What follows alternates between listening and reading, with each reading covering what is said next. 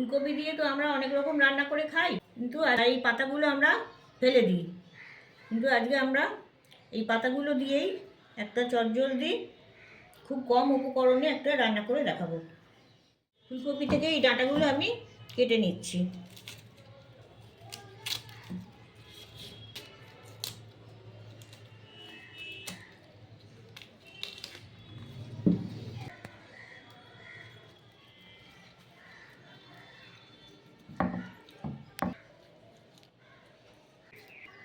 মোটা গোড়াটা বাদ দিয়ে দিচ্ছি। বাদ দিয়ে এই যে এখান থেকে আমি এই পাতাগুলো প্রথমে বাদ দিয়ে দিচ্ছি। এই পাতাগুলো খুব মোটা পাতা, এগুলো রান্না করলে খুব গলবে না, ছিটকে থাকবে, যার জন্য এগুলো আমি ব্যবহার করব না। এগুলো এরকম সরু সরু করে ফালি করে কেটে নিয়ে তারপর এবার আমি প্রায় 1 ইঞ্চি মতন করে টুকরো করে কাটবো এগুলো। এই গোড়ার যে মাঝখানের অংশটা আছে সেটাও এতে কেটে দিয়ে দিচ্ছি। এইগুলো খোসা ছাড়ানোর মতন করে ছাড়িয়ে নেবেন। এই আখের খোসা যেমন ছাড়ায় এইভাবে ছাড়ানো যায় এগুলো। ফুলকপির ডাঁটাগুলো কাটা হয়ে গেছে। এগুলো ফুলকপির ডাঁটা, আর এইগুলো কিছু কচি শাক, সেগুলো ছোটো ছোটো করে কেটে নিয়েছি। এগুলো খুব ভালো করে আমি ধুয়ে নেবো। এখন ফুলকপির ডাঁটাগুলোকে 5 মিনিট সেদ্ধ করে নিচ্ছি। কড়াই 2 চা চামচ সর্ষের তেল দিচ্ছি।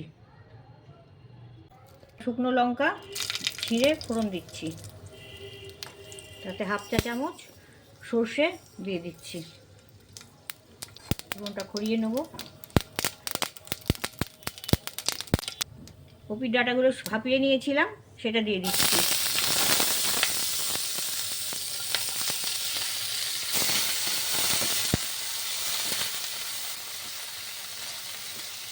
কচি শাকগুলো কুচিয়ে রেখেছিলাম, সেটা এবার দিয়ে দিচ্ছি।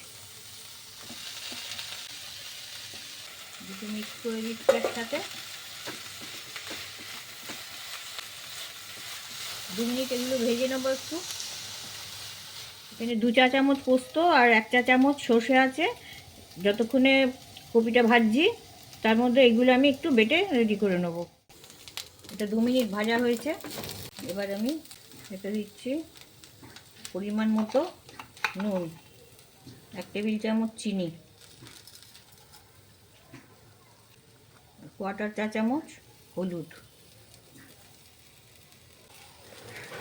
একটু মিক্স করে দিচ্ছি।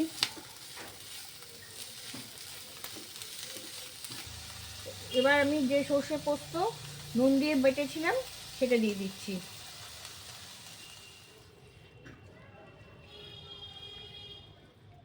একটু সামান্য জল দেবো।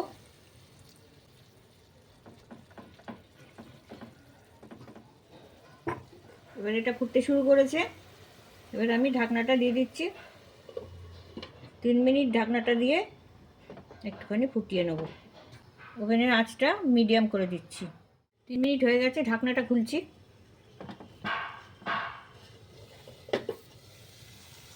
জলটা শুকিয়ে গেছে।